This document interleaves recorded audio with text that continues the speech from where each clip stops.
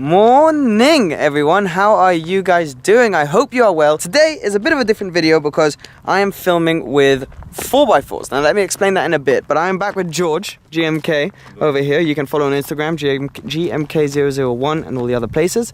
And basically, he's recently gotten a Porsche Macan Turbo. And as you know, in the family we have a Porsche Macan S diesel. So I thought I'd do today is show you the differences, compare them, and see if it's worth upgrading to a turbo. So I'm gonna walk you around the car now. First of all, what we're gonna do exterior differences, then interior differences, and then the difference you can feel when you drive the turbo compared to the S diesel. So I've already done a bunch of videos on the Macan S diesel, collection videos, surprising my dad with the car and all this stuff for his birthday. So you guys can go see that if you're interested. I'll put a link somewhere around here. What we're gonna do is do the interior and then drive the turbo, and I'll let you know what I think and if it's worth upgrading.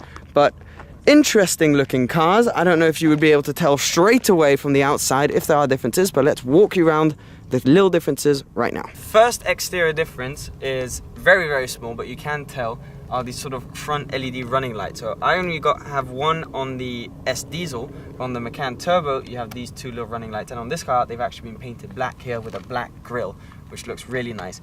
But I seem to remember when speccing out this car that you can get the Macan Turbo body kit for the S diesel.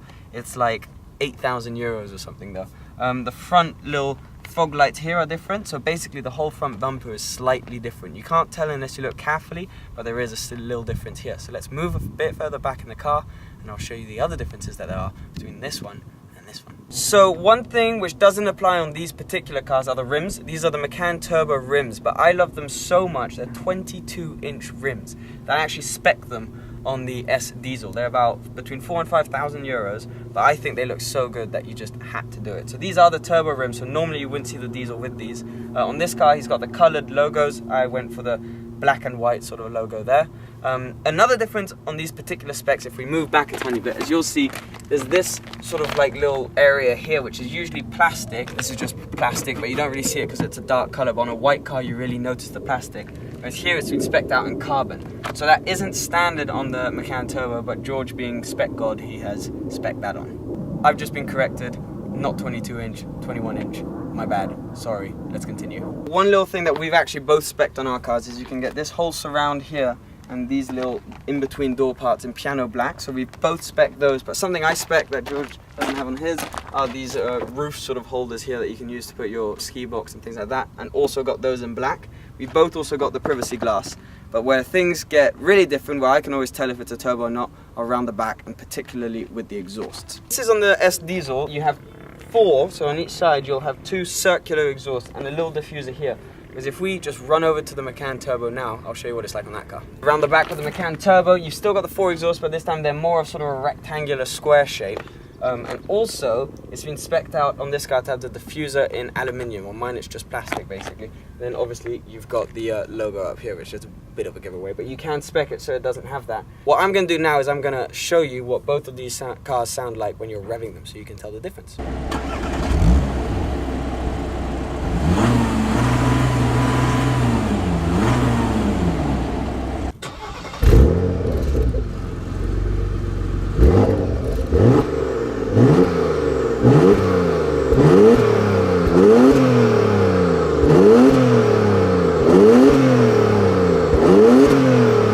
So this is inside Macan S diesel. So this is like grey leather effectively. And a few things I want to point out with this. It's all lovely. I've already shown you around it. We've got the piano black finish on the dash and on the doors. But I'm going to jump straight into George's car because I'm not going to walk you around the spec on this one anymore, because you can go watch other videos. All the links will be in the description and blah, blah, blah. But I'll show you what's different in the turbo. Now in the turbo, first main difference is that George is really tall, so I'm obviously a lot further away from the steering wheel. But little things that you'll notice, he's got the aluminium finish on the doors and the dashboard. One of my favorite options, which I'm actually really sad we didn't get in our car, is the Sport Chrono pack. So it gives you this little timer right here on the sort of dash, which I think looks really cool, but we didn't get that. That's a nice difference. You've then got Alcantara roof lining all the way on the roof, which is lovely. Both got the sunroof, that's on my car as well. And then a few little differences, the rev counter is different and all that stuff, so I'll inlay a little image of that right now. And then down here, a few different buttons. So I've only got Sport. On the Turbo you got Sport Plus, you can adjust the suspension, you can lower the ride, and those things I don't have on my car. But apart from that, it is basically all the same in here, which is no complaint. Oh, he's also got the Bose sound system. We just got the standard Porsche one. But yeah, it's a very, very pleasant place to be. Alright, here we go then, in the Macan Turbo. So I've never driven the Turbo. You know what, I'm going to reverse and then I'll start talking to you guys. First thing you notice is that it's a lot more responsive. The throttle response is a lot more just there and present, and there's a little bit of a growl that goes with it. Right now I've got it completely in normal, not in Sport or in Sport Plus. It feels obviously very, very similar. It's an automatic right now, I'm not on the paddles, but it feels nice. I mean, it basically, when you're doing these speeds, it feels pretty much the same. Although there was a bit more weight to the steering, a bit more weight and a tiny bit more feel in the steering. I don't know if that's just a turbo thing or if that's my imagination, but that's the way it feels right now.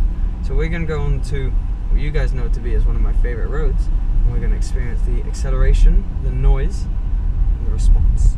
I'm going to put it into manual, use the paddles, and let's start off with Sport. So it has this thing where you can lower the car as well, this turbo, which is an option on the Macan S diesel. Wow, well, okay, so after the first acceleration you understand that there is more power. To be precise, there's about 100 more horsepower. Mine has 306 horsepower, this one has 400 horsepower. And you do feel a slight difference. I mean, it's not massive, it's not a huge difference. The main thing is there's noise actually. When you accelerate in this one, and on the upshift, there's a little like growl, which sounds quite nice. So that's the main sort of thing that you notice, as well as the acceleration. The cornering is amazing. The chassis on this car, Porsche really nailed it with the Macan chassis, because you feel like you're driving a sports car, even though you're effectively in a 4x4. Yeah, it feels good. It feels good, and the brakes are just crisper feeling than in the diesel. Something that's always bugged me with the Macan is the brakes are really grabby, and I don't know what it is, but they just don't feel quite as grabby in this car. These aren't carbon ceramics, but they feel just slightly more powerful. They've maybe just been retweaked. The gearbox is still amazing. It's a 7-speed double clutch gearbox from Porsche PDK, and that's always been good and still is. It's just unbelievable. You know what this is?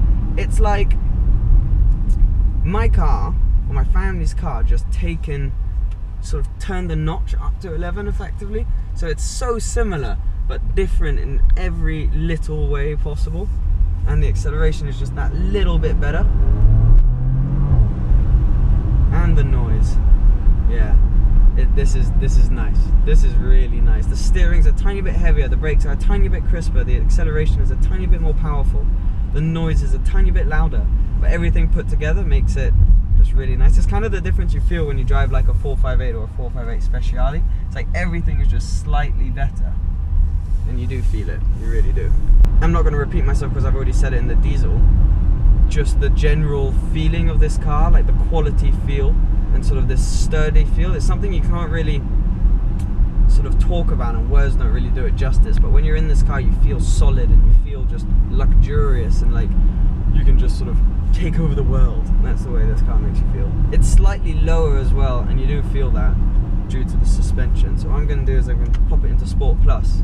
Ooh, the gear shifts are a bit quicker now. Let's go down into first. Little acceleration out of this hairpin.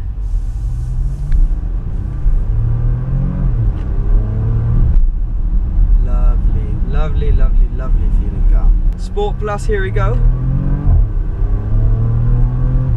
I like the gear shift noise, and just the fact that you can hear the car rather than it being completely silent like in my car. I mean, it shifts. For a 4x4, this thing is unbelievable. Oh yes.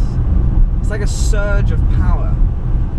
There's a lot more torque in this car as well, so the power is more instantaneous. So the throttle response, especially in Sport Plus, is just instant. You don't feel like this car is turbocharged at all. is something, I mean, you could worry about with these cars, but Porsche are so good at doing cars that just do not feel turbocharged at all. It feels naturally aspirated. And the noise you can somewhat hear that it's turbocharged. There's a little bit of a whoosh, but nothing too noticeable. But mainly, look, if I put my foot down now, off you go.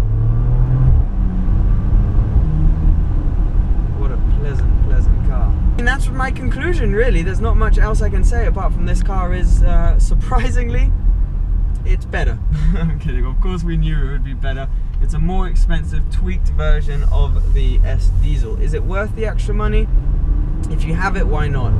You know, I'm not sure it'd be worth stretching yourself as far as you could to get it, because the differences aren't that noticeable unless you're doing what we're doing right now, which is blasting it on a country road. Which, to be honest, how often are you going to do that with your Macan? If you're just cruising around town, fuel consumption's better in the diesel and stuff, but overall it is a better car.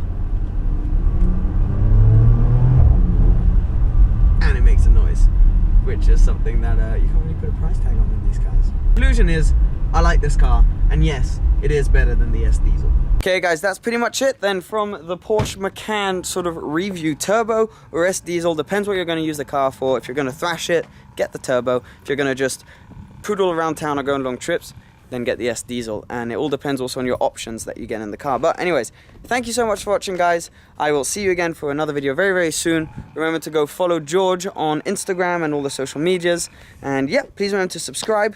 I'll see you soon. Cheers.